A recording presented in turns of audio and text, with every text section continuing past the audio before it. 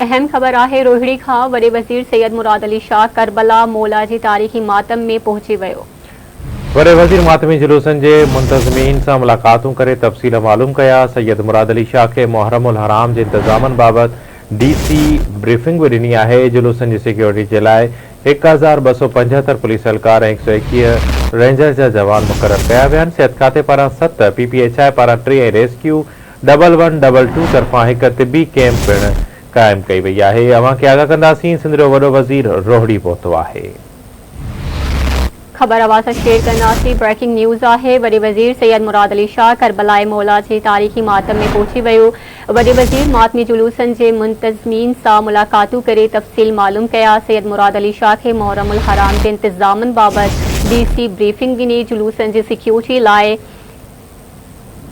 Police एहलकार ऐं ranger जा जवान मुक़रर किया विया आहिनि। सिहत खाते पारां 7, PPHI पारां 3 ऐं रेस्क्यू 1122 तरफ़ां हिकु तिबी कैंप कायम कई वई।